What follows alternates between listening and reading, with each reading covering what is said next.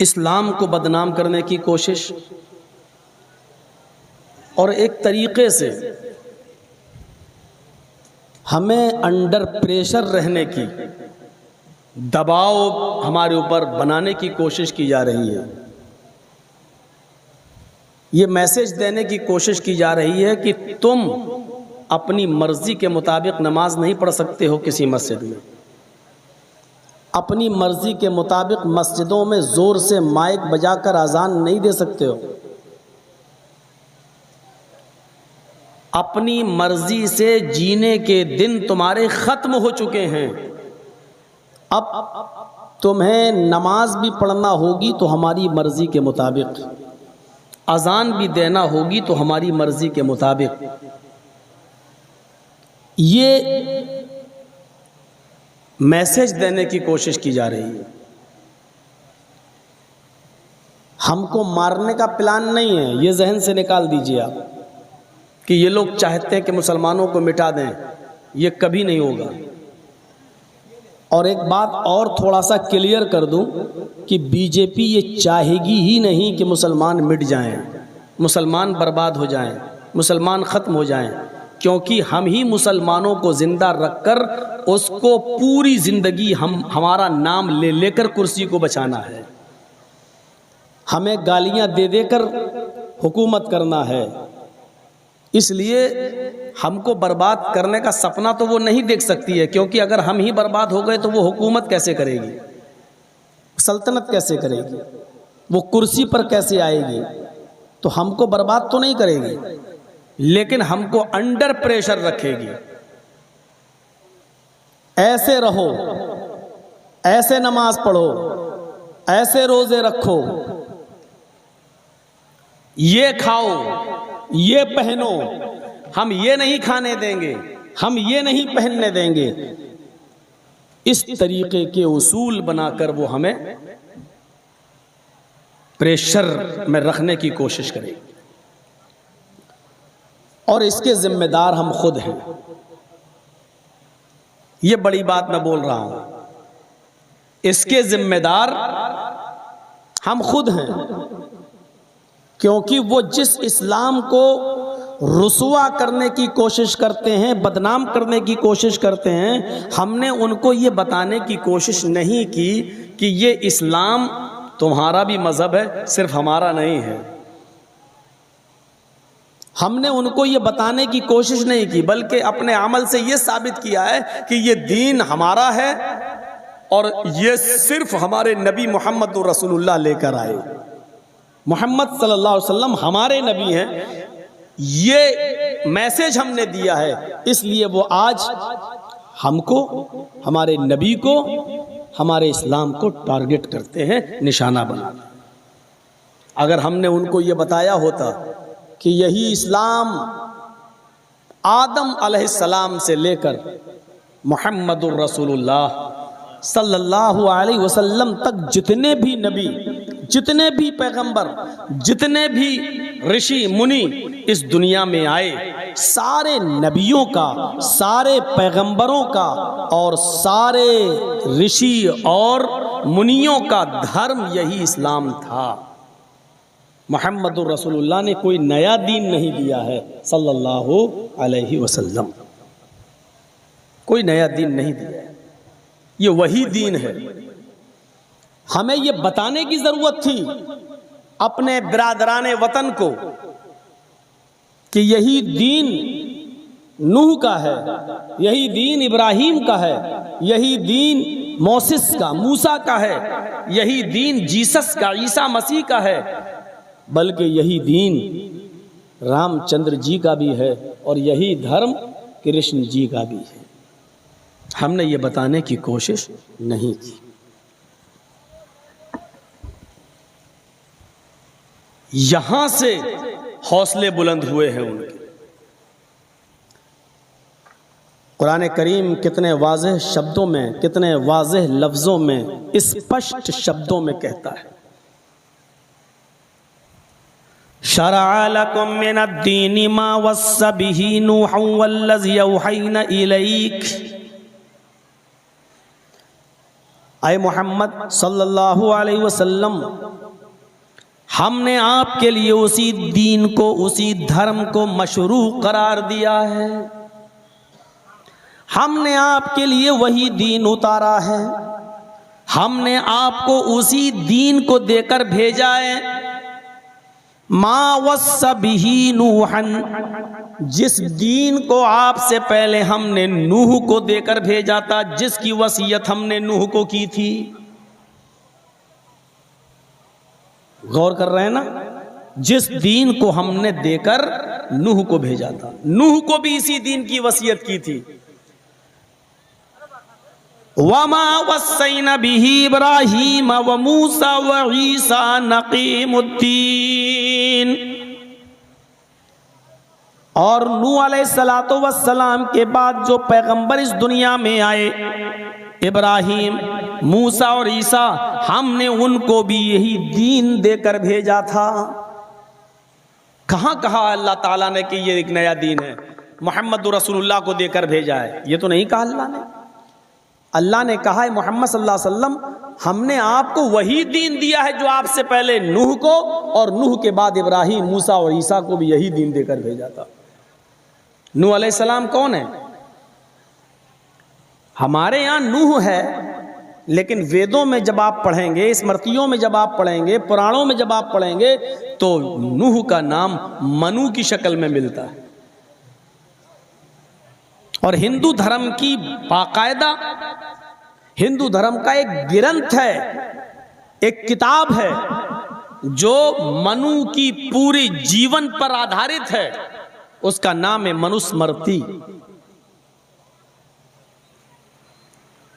मनु का जो एक किस्सा, एक कहानी, एक वर्णन उस मनुस्मृति में लिखा है, वो इस तरह है। मनु ने अपनी जाति, अपने समूह के लोगों से कहा, एक ईश्वर की पूजा की तरफ आ जाओ, मैं तुम्हें निमंत्रण देता हूं एक ईश्वर की पूजा की तरफ। यह मनुस्मृति में लिखा है। जात और समूह के लोगों ने उनकी एक भी बात न मानी। फिर मनु ने श्राप दे दिया। श्राप समझते ना, बद्दुआ। फिर मनु ने श्राप दे दिया, यानी बद्दुआ दे दी। हाय प्रभु, मेरी जात को नष्ट कर दे, मेरी कौम को नष्ट कर दे, डिस्ट्रॉय कर दे, बर्बाद कर दे। एक व्यक्ति विशेष को भी इसमें बाकी मत रखना, मत छोड़ना, सबको बर्बाद कर दे।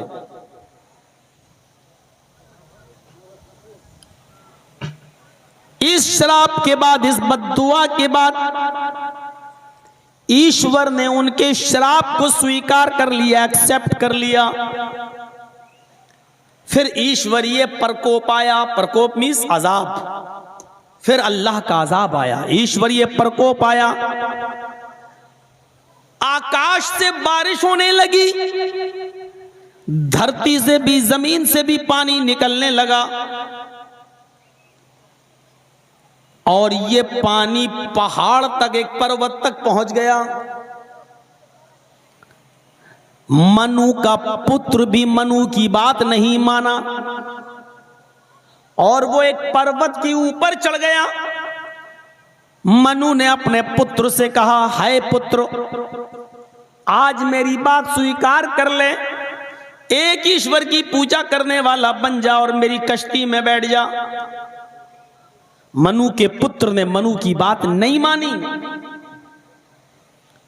और पानी पहाड़ तक पहुंच गया, पर्वत तक पहुंच गया। और मनु का पुत्र भी उस जल पलायन में, उस आसमान से गिरने वाले पानी और धरती से निकलने वाले पानी जो पहाड़ तक पहुंच गया था, उस पानी में डूबकर मनु का पुत्र भी मर गया। ये वाकया, ये किस्सा मनुस्मृति में मनु के बारे में लिखा है। क्या कहेंगे आप इस किस्से को? क्या ये किस्सा, क्या ये कहानी कुरान करीम में बयान नहीं हुई है? बिल्कुल हूबहू, बिल्कुल सेम टू सेम, बिल्कुल इसी तरीके से इसी किस्से को कुरान ने पेश किया है, लेकिन मनु की जगह पर नाम नूह का लिया है। इससे आप पता लगा सकते हैं कि हिंदू धर्म के लोग जिसको मनु मानते हैं, हमारे यहां उन्हीं को नूह कहा गया है। नूह अलैहिस्सलातु वस्सलाम ने अपनी कौम को दावत दी, एक अल्लाह की इबादत की तरफ आ जाओ। 950 साल तक अपनी कौम को समझाया, लेकिन कौम के लोग ईमान नहीं लाए। फिर नूह अलैहिस्सलाम ने बद्दुआ दे दी, और कुरान ने तो नूह अलैहिस्सलाम की उस बद्दुआ को भी रिकॉर्ड कर लिया, ला तज़र अलल अर्ज़ि मिनल काफिरीन दय्यारा इलाहल आलमीन, इस जमीन के ऊपर किसी भी काफिर के घर को बाकी मत छोड़, सबको बर्बाद कर दे। ला तज़र अलल अर्ज़ि मिनल काफिरीन दय्यारा, काफिरों के घरों में से किसी घर को बाकी मत छोड़, सबको बर्बाद कर दे। अगर एक घर भी बाकी रह गया तो उस घर से भी फासिक और फाजिक और काफिर औलाद ही पैदा होगी, इसलिए उसको भी बर्बाद कर दो। नूह अलैहिस्सलाम की इस बद्दुआ को अल्लाह ने कबूल किया। फिर जमीन से पानी निकला, आसमान से पानी निकला। नूह अलैहिस्सलाम ने अपने बेटे से कहा, मेरे बेटे कनान से, आ मेरी कश्ती में बैठ जा, एक अल्लाह की इबादत करने वाला बन जा। मुझे मेरे रब ने जो दावत दी है, जो पैगाम दिया है, जो मैसेज देकर भेजा है, जो आदेशोपदेश देकर भेजे हैं, तू उसको स्वीकार कर ले, एक्सेप्ट कर ले और मान जा, तौहीद को कबूल कर ले। लेकिन उसने कहा कि नहीं, हम अपनी कौम के साथ हैं। कहा देख, आज अल्लाह का अजाब किसी को नहीं छोड़ेगा। उसने कहा हम पहाड़ पे चढ़ जाएंगे। वो पहाड़ पे चढ़ गया, लेकिन पहाड़ पे चढ़ने के बाद भी वो अपने आप को बचा नहीं सका, मर गया। यही किस्सा तो कुरान ने बयान किया है। फिर अल्लाह ने क्या कहा, हमने यही दीन आपसे पहले नूह को दिया था, यानी नूह अलैहिस्सलातु वस्सलाम का भी यही धर्म है। मैं क्यों कहूं नूह का यही मजहब था? मैं तो अपने बिरादराने वतन को बताऊंगा कि तुम जिस मनु को मानते हो, उस मनु का भी दीन यही है। क्यों आज हमारी मस्जिदों की तलाशी ली जा रही है? क्यों हालात इस तरीके के बिगाड़े जा रहे हैं? क्यों इस इस्लाम को टारगेट किया जा रहा है और निशाना बनाया जा रहा है? हमने बताने की कोशिश नहीं की। आज बताया होता तो यह हाल आज हमारा नहीं होता। हजरत आदम अलैहिस्सलातु वस्सलाम को आशू कहा गया है वेदों में, पुराणों में आशू, और हव्वा अलैहिस्सलाम को वेदों में हियुवती या शत्रुपा, दोनों लफ्ज, दोनों शब्द इस्तेमाल हुए। हियुवती यानी हव्वा और शत्रुपा। ईश्वर ने जब आदम का आशू का पुतला बनाया, फिर उसमें आत्मा डाली, फिर उनको स्वर्ग में प्रवेश करा दिया, जन्नत में भेज दिया। आशू को जन्नत में बोरिंग महसूस हुई, तब ईश्वर ने उनकी सुकून के लिए, उनकी शांति के लिए, उनकी पसली की हड्डी से शतरूपा को पैदा किया। शतरूपा को भी स्वर्ग में डाल दिया, और आशू और शतरूपा दोनों से कहा कि इस स्वर्ग में तुम खाओ, पियो, रहो, टहलो, घूमो। मनुस्मृति कह रही है, लेकिन परंतु इस वृक्ष के निकट मत जाना, इस पेड़ के करीब मत जाना। ये कौन कह रहा है? मनुस्मृति, हिंदू धर्म की किताब कह रही है, इस वृक्ष के निकट मत जाना। फिर कली शक्ल बदल कर आता है कलीमी शैतान, फिर कली शक्ल चेंज करके आता है और आशु और शत्रुपा को बहकाता है और कहता है कि इस वृक्ष के निकट जाने से प्रभु ने, ईश्वर ने इसलिए मना कर दिया, जो इस वृक्ष के फल को खा लेता है वो कभी भी स्वर्ग से निकाला नहीं जाता। तुम दोनों खा लो। फिर वो दोनों उस कली के बहकावे में आ जाते हैं और उस वृक्ष के निकट चले जाते हैं और उसके फल को खा लेते हैं। और जैसी आशु ने और शत्रुपा ने उस वृक्ष के फल को खाया, स्वर्गीय वस्त्र, जन्नती कपड़ा उनके शरीर से उतर गया, वो नग्न अवस्था में हो गए, दोनों नंगे कर दिए गए। आदम और हव्वा दोनों के शरीर से कपड़े उतार दिए गए और उन दोनों को इसी हालत में, इसी कंडीशन में उन दोनों को स्वर्ग से निष्कासित कर दिया गया, जन्नत से निकाल दिया गया और दुनिया में भेज दिया गया कि तुमने मेरे आदेश का उल्लंघन किया है, मेरे आदेश को स्वीकार नहीं बल्कि अस्वीकार किया है, इसलिए अब तुम दोनों को स्वर्ग में नहीं रखा जाएगा। फिर वो दोनों इस धरती पर आए, अपने पाप का प्रायश्चित किया, पश्चाताप किया और ईश्वर को मनाते रहे, प्रार्थना करते रहे और फिर ईश्वर ने उनकी प्रार्थना को एक्सेप्ट कर लिया, स्वीकार कर लिया। ये लिखा है मनुस्मृति के अंदर। मैं आपसे पूछना चाहता हूं, ये जो वाकया मनुस्मृति में लिखा है, क्या ये आदम और हव्वा के ताल्लुक से कुरान में नहीं लिखा? आदम के पुतले को बनाया, फिर उसमें रूह डाली, फिर उनको जन्नत में दाखिल कर दिया, फिर उनके सुकून के लिए हव्वा को उनकी पिसली से पैदा किया, फिर हव्वा को भी जन्नत में भेज दिया और अल्लाह ताला ने आदम और हव्वा दोनों से कहा कुलू वशरबू, जन्नत में खूब खाओ पियो, जितना टहलना चाहो टहलो, जो खाना चाहो खाओ, लेकिन हमारा एक हुक्म मानना, फला तक़रबा हाज़िहि शजरा, तुम दोनों आए आदम और हव्वा इस दरख्त के करीब मत जाना, इस पेड़ के पास मत जाना। ये अल्लाह ने एक हुक्म दिया था आदम और हव्वा दोनों को कि तुम दोनों इस दरख्त के करीब मत जाना। फिर शैतान ने उनको बहकाया और शैतान के बहकावे में आकर वो जन्नत का वो फल खा लेते हैं जिससे मना किया गया था, और जैसे ही उन्होंने फल खाया जन्नती कपड़े उनके जिस्म से उतार दिए गए। अल्लाह ने कहा तुमने हमारी नाफरमानी की है, लिहाजा इस नाफरमानी के लिए तुम्हें दंड दिया जाएगा, तुम्हें सजा मिलेगी, और तुम्हारी सजा यह है कि अब तुम दोनों को इस जन्नत में नहीं रखा जाएगा। उन दोनों को जन्नत से निकाल दिया गया, दुनिया में भेज दिया गया, और दुनिया में आने के बाद आदम और हव्वा दोनों ने पश्चाताप किया, तौबा की, इस्तिग़फ़ार किया, दुआ मांगी, अपने रब को मनाया।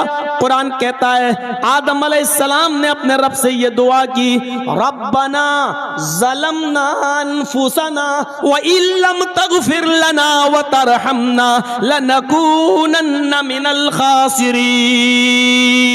आए हमारे रब, हम दोनों ने अपने ऊपर जुल्म किया है, ज़लमना अनफुसना, हम दोनों ने अपने नफ्सों पर, अपने जान पर जुल्म किया है, व इल्लम तग़फ़िर लना व तरहमना, अगर तूने हम दोनों की मग़फ़िरत न की, हम दोनों को बख्शा नहीं, व तरहमना, और हम दोनों पर कृपा न की, हम दोनों पर रहम न किया, लनकूनन्ना मिनल ख़ासिरीन, तो हम नुकसान उठाने वालों में से हो जाएंगे, हम घाटा उठाने वालों में से हो जाएंगे, हम खसारा उठाने वालों में से हो जाएंगे। ये आदम अलैहिस्सलाम दुआ कर रहे हैं और अल्लाह ने उनकी दुआ को कबूल भी कर लिया। हमने बताने की कोशिश नहीं की कि आपकी किताब जो कह रही है वही हमारा कुरान कह रहा है। अब अगर आप हमारे कुरान की तौहीन कर रहे हो तो हकीकत में तुम अपने धर्म ग्रंथों की भी तौहीन कर रहे हो। अगर इस इस्लाम को तुम रुस्वा कर रहे हो तो हकीकत में तुम हिंदू धर्म को भी गाली दे रहे हो। ये बताने की हमने कोशिश नहीं की।